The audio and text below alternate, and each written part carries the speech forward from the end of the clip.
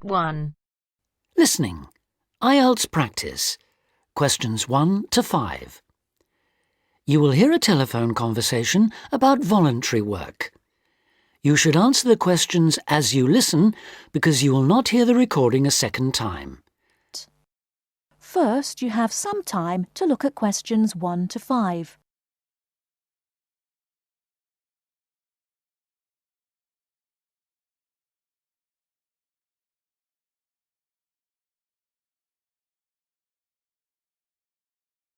Listen carefully and answer questions 1 to 5. Hello, Volunteers Worldwide. How can I help you? Hello. I'm ringing to find out about opportunities for doing volunteer work. Could you give me some information, please? Yes, certainly. But before I do, I need to ask you for a few personal details. That's just because the opportunities open to you are dependent on your age and on what qualifications and skills you have. That's fine. So, if you could just start by telling me your name and age. Okay. My name's Ben Opperman, and I'm 22 years old. Okay, and what qualifications do you have, Ben? I've got a BA degree in social studies. That was from the University of Kent, and I'm a qualified teacher. I've just completed my PGCE, my postgraduate certificate in primary education. And you're interested in doing unpaid voluntary work rather than a full-time job with our organisation? Yes, that's right. I'd like to do voluntary work before I start looking for a more permanent job. How long were you hoping to work for us for? I was thinking of 2 years at most. OK. Well, for people in your age group, we have 2 programmes: Global Youth Contact and Youth for Action on Development.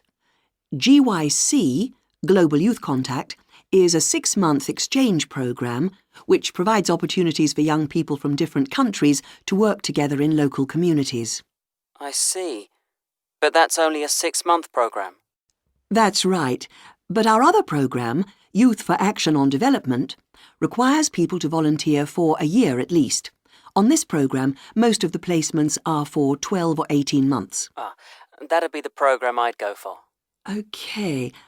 Now, do you have any other skills or special interests that might be useful for the kind of work we do? Well, I've done a lot of conservation work in the area where I live. Good, that's useful to know. And I belong to a wildlife protection group. Right, that could be very helpful. Before you hear the rest of the conversation, you have some time to look at questions 6 to 10.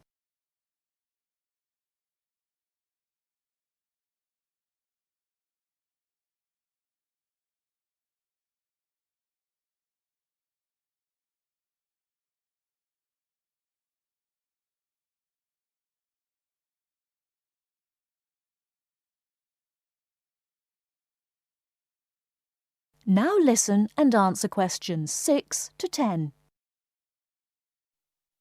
Do you have any questions you'd like to ask me? Yes. Could you tell me what sort of placements are available? Well, all our placements are related to the 4 main areas that we work in. That's education, health, social participation and employment. Education sounds like the obvious choice for me. And if I wanted to go ahead and apply to work on a programme like this, what do I have to do? OK, well, our selection procedure is quite a lengthy process, I'm afraid. It can take up to 9 months. We get many more applicants than we have placements for, so we need to make sure that we get the best people for the kind of work we do. It's very important to realise that voluntary work like this is not an easy option. Although you'll have a brilliant experience with us, you are expected to work hard and make a real contribution. It is not just sitting around enjoying a different culture. Of course, I understand that. OK, so if you're interested, I can send you an application pack. You complete the forms and send them back to us. If you are shortlisted, we invite you to come for an interview. That's normally in January. Assuming you're successful, we then start looking for a suitable placement. While we're doing this, we ask you to raise some funds of your own, so that you end up contributing about 2/3 of the cost of your training and travel. OK, fair enough. I suppose people get sponsorship, do they? Yes, lots of volunteers do that. Then in June, we ask you to come to our headquarters for a week's training. This starts with general training, which is applicable to all volunteers.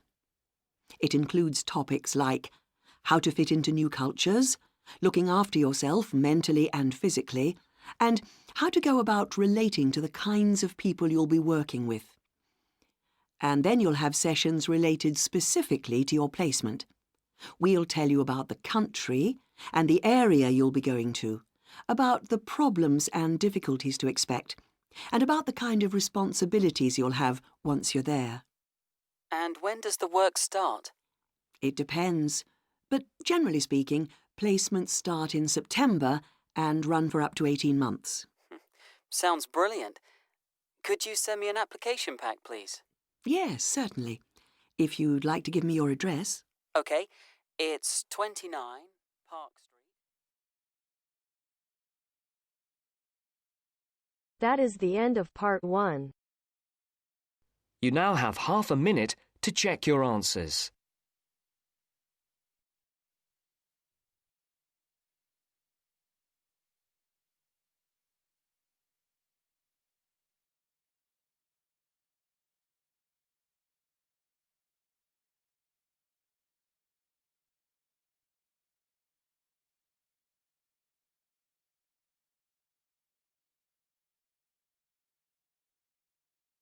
Now turns to part 2. Part 2. Tom and Barbara are talking about markets in London. Barbara has a market list, and she wants to find out more details about them. Listen to the conversation and complete the market list. First, you have some time to look at questions 11 to 17.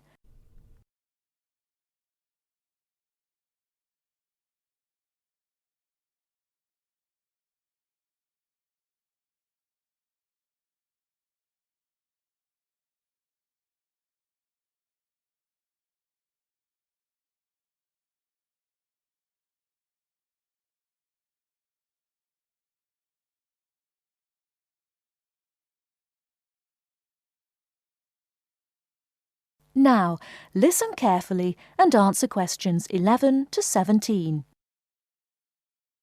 Hi Barbara, what will you do this weekend? Well, I'd like to do some shopping, but I have no idea where to go. I've only been here a few days. I was told London is an expensive place to live. Yes, but that's not completely true. London can be an expensive place to live, but if you shop in the right places, you can live relatively cheaply. Is that true? Could you tell me something about the shops? All right. You know, food tends to be cheapest in the big supermarkets, like Sainsbury's and Tesco's. Most of them have quite a good variety of food and household items. You can buy your fruit and vegetables on the street. You will find these street markets in almost every part of London. You can also buy clothes, shoes, and household items in these markets for a real bargain. Have you got a market list provided by the Student Union? Yes, here you are. This might give you some ideas. Let me see. E Street, SE17.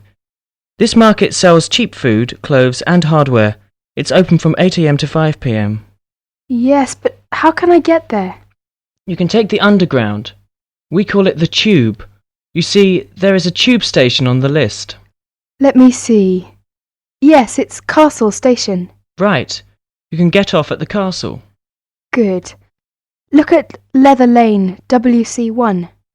Yes, that's a good central London market for clothes, food and hardware. It opens at lunchtimes from Monday to Friday. It's near Chancery Lane Station. Well, what about the one in Petticoat Lane? Oh, Petticoat Lane E1. It sells clothes, shoes and household goods. It opens only on Sunday mornings from 9 a.m. to 12 noon. Yes, we can get off at Aldgate Station. OK, what about the one in Walthamstow? E17. Oh, that's a big market for clothes and food. It's open between 9 a.m. to 4 p.m. on Mondays to Saturdays, except Wednesdays and Sundays. Let me see. Yes, we can get there on the Central line. What about Brixton? That's Brixton SW9. It's an indoor and outdoor market with a lively atmosphere. It sells vegetables from all over the world. It opens 9 a.m. to 6 p.m. Mondays to Sundays and half days on Wednesdays. Oh, it's close to Brixton Station, very near my place. Great. It's very convenient. Tell me more detail about Camden Lock. Yes, there are several markets on Camden High Street and plenty of shops. They sell fashion clothes, jewellery, recorders and pottery. It's good for buying presents. Very close to Chalk Farm and Camden Town Station. I see. It says that it opens on Sundays only from 8 a.m. to 5 p.m. Well, I think these markets might help to keep my costs down. Well, if you need to buy new electrical goods or large household items, you can wait until the January sales, when almost all the shops sell goods at discount prices. Thank you very much for your help. Tom, shall we go to Brixton together this weekend? I'd love to. Oh, I'm afraid I've got to go to a lecture. I will ring you tonight. Bye. Okay, bye. Barbara is phoning Tom about shopping. Before you hear the rest of the talk, you have some time to look at questions 18 to 20.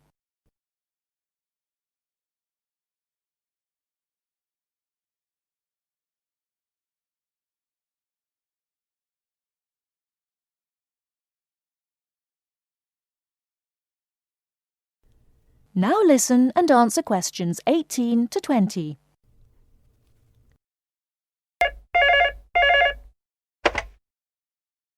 (401-0625). Hello, is that you, Tom? Hi, Barbara. Have you decided where to go tomorrow? Yes, that's right. I want to go to Camden Town to shop. Would you like to go there with me? Yes, I'd love to. That's a good market. Mary's here with me now. She wants to go there too. Shall we meet at Camden Town Station? OK. How are you going there? We will go there by bus. It's only 3 stops from my place. Well, we might walk there if the weather is fine. How will you get there? I think I will have to take the Underground. I'm at Bond Street, and I'll take the Central line first and get off at Tottenham Court Road. That's it. Take the Central line and get off at Tottenham Court Road. Then you want the Northern line to Camden Town. It's only about 4 stops. Make sure you get a northbound train though. You want northbound Camden Town, OK? OK. I think I can find the way. I have an Underground map with me now. What time shall we meet there tomorrow? How about 10:30? Well, I think that's a bit too late. It might be crowded by that time. How about 1 hour earlier? Say 9:30. Fine. That'll be all right. See you tomorrow. Bye.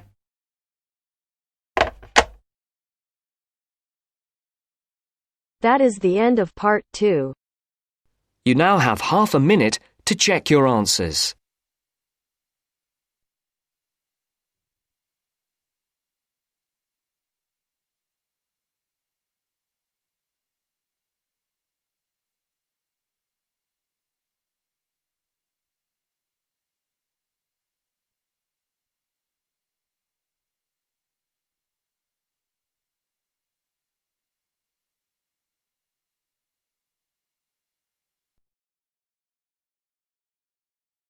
Now turns to part 3. Part 3. You will hear 2 teachers talking about the work experience programme for their students. First, you have some time to look at questions 21 to 25.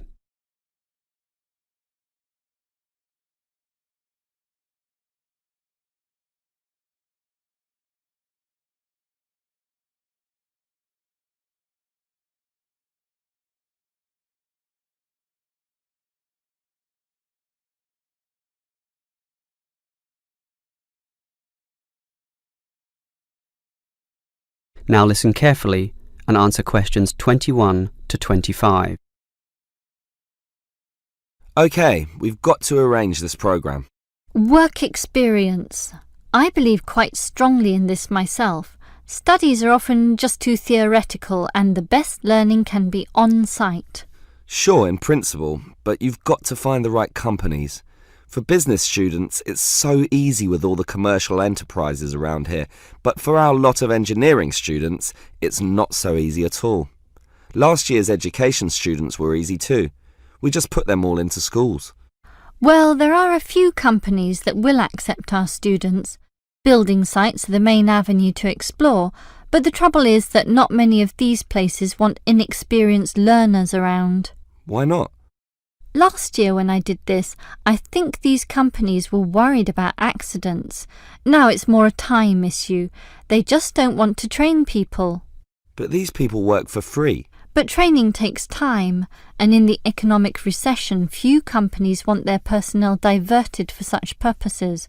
But I did find some companies, enough for us at least, but they all insist on one thing. Minimum work time of 1 month, right? No, that the students are appropriately insured. Remember, these are building sites and there are quite a few hazards there, and we're putting untrained students, not trained students, right amongst them. So these companies want financial coverage in case of accidents. Gee, is that going to be expensive? Yes, I'm afraid so, since we live in quite a litigious society. Consequently, insurance rates are sky high, almost unaffordable. I see. Can our budget meet this? Last year we couldn't pay for the programme. This year we can, since we have fewer students to deal with, but we'll nevertheless have to cut corners in certain areas. I never like it when that happens. Neither do I. In which areas do we need to economise? Well, the payment to students is not going to change. After all, they won't do this work unless they can get some money. We'll also continue to subsidise their travel as we did last year. Last year we gave them a completion bonus too. It was a big success, made them go through the whole month. But not this year. We'll impress upon the students that possible failure could result if they don't finish the whole term. OK, I trust that will work. Before you hear the rest of the conversation, you have some time to look at questions 26 to 30.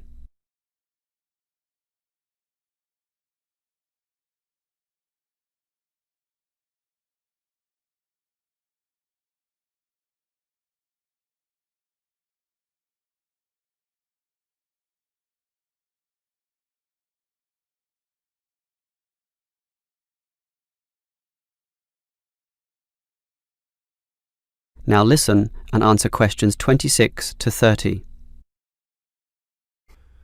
The most important issue for me about this work experience programme is which companies are getting involved, and that was your job. What companies did you find?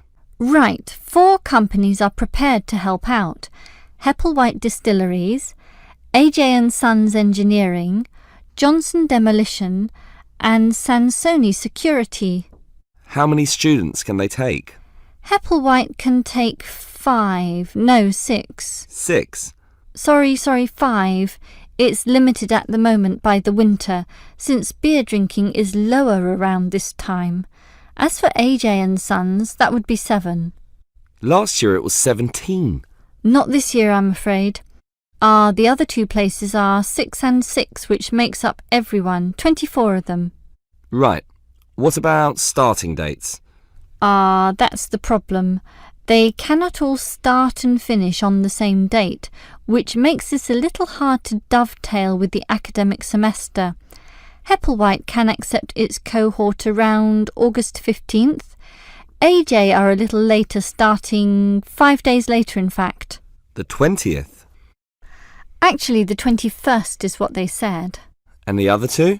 The demolition company can start earlier, the start of the month, the 1st, and the security firm will start 3 days later on the 4th. OK, that sounds good. And will all our students work for 1 month? Well, remember, it doesn't have to be a full month, but just long enough to meet syllabus requirements. So, how long is Hepplewhite going to use these students? They said 3 weeks, maybe 4 weeks if we want it. We want it. Tell them the longer option is necessary. Sure. I think they'll accept that. The students will probably buy some of their product, which will make the owners happy. As for the engineering company, it's giving 24 days. That's fine. And the demolition company? They're saying 2 weeks, 14 days. Impossible. The students can't complete their projects in such a short time. You'll have to be stronger. Tell them minimum 18 days. All right. The owner seems reasonable. He'll probably accommodate us if I throw in a few incentives. That leaves the security company, which is offering... Let me guess. 3 weeks, 21 days. Almost 22. Ha! I was close with my guess of 21. Just 1 day off.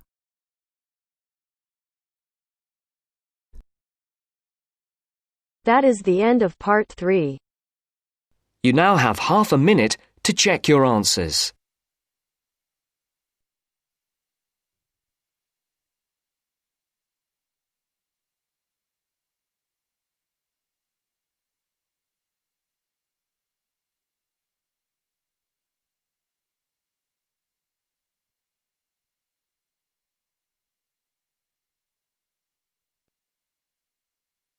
Now turns to part 4.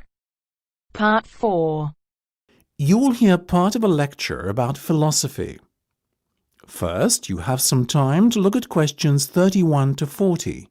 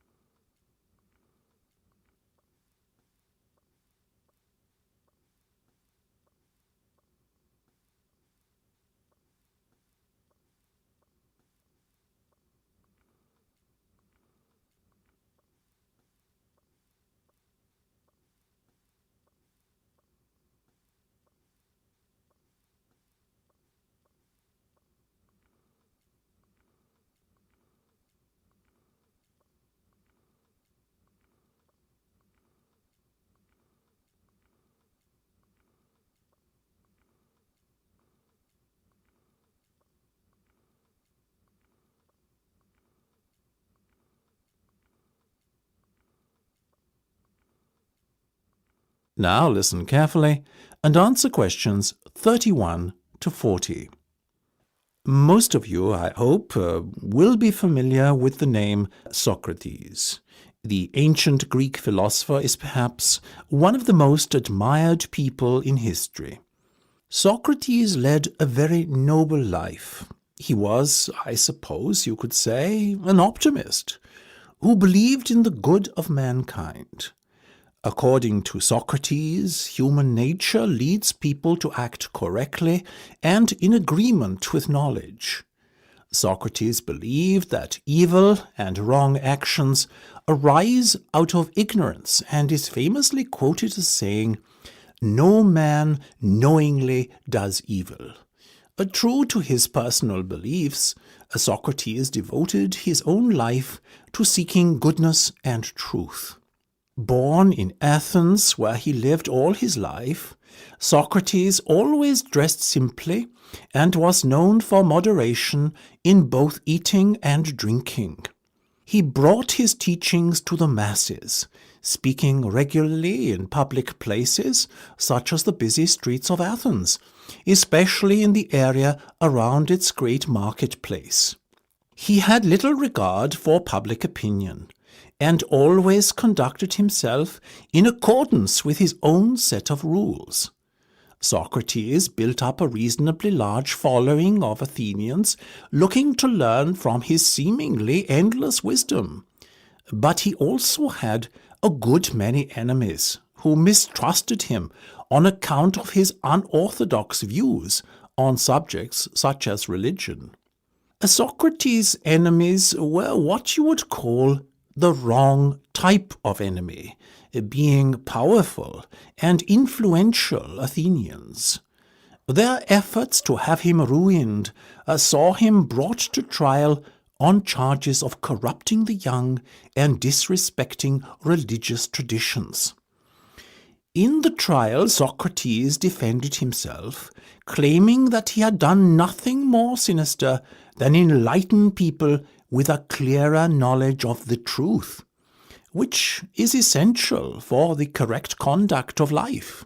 He made some remarks aimed at the ruling establishment, suggesting that those who are elected are not necessarily fit to govern effectively.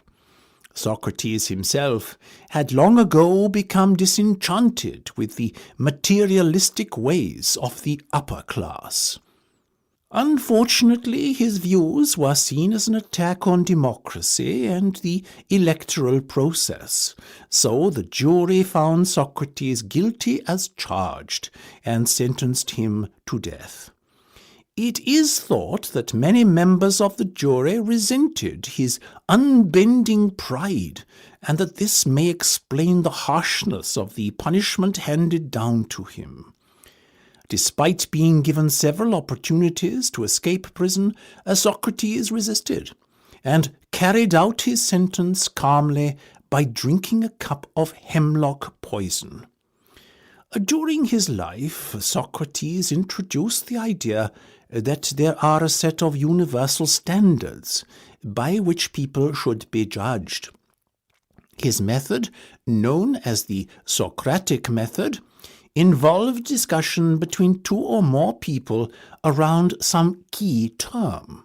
In theory, those party to the discussion should all define the term in the same manner. However, his studies found that this was seldom the case. Socrates encouraged his followers to engage in such discussions with the goal of trying to proceed from less adequate definitions to more accurate definitions over time, the ultimate goal being a true and universal definition that could not be contradicted by anyone. This method tended to expose the ignorance of the Athenians of his day. It showed that many things that they assumed true were in fact false. Socrates also used irony to expose people's ignorance of key concepts. That is, he claimed to differ from others in recognizing that he himself was ignorant. His insistence on ignorance reminded other people of their own ignorance, but won him few friends in high places. That is the end of part 4. You now have half a minute to check your answers.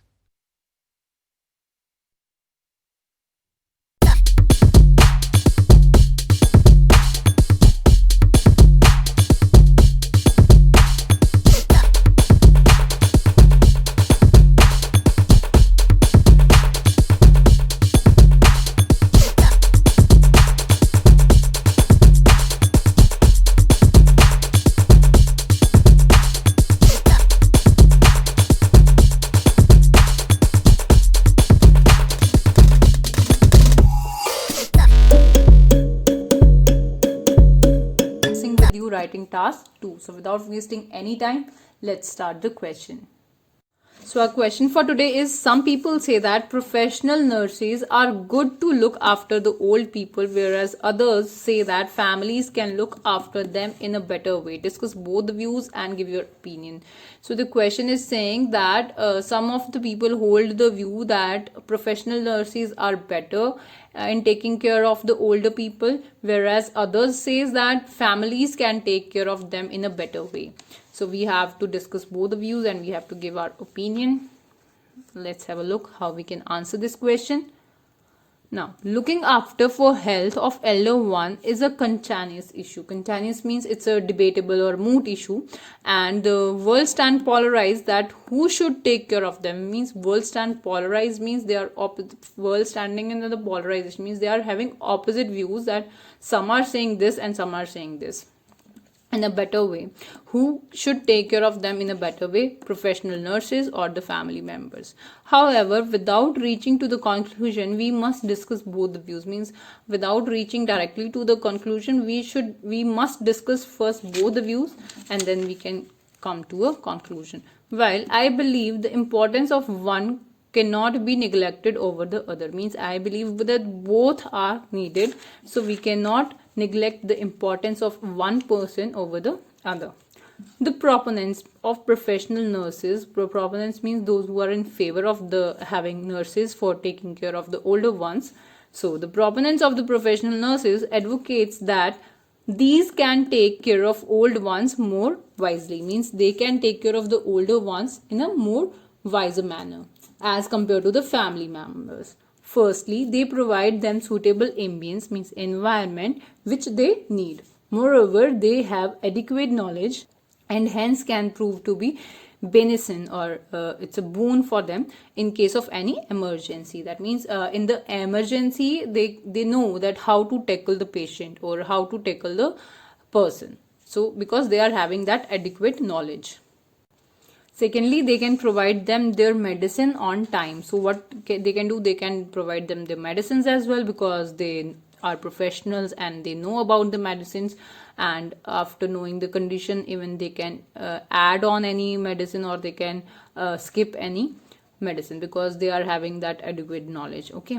Thirdly, adults do not feel isolated because they have someone with them every time, as due to acute paucity of time, because the family members nowadays, they all are working, so they do not have more time for them, so they will not feel isolated means they will not feel parted, or they will not feel alone at home, because of this criteria of doing jobs and all that. Family members are not having more time for them, as due to acute paucity of time, family members cannot be with them for whole time. Okay, so professionals are the best source for their well-being, means for their health, or for them professionals are the best source.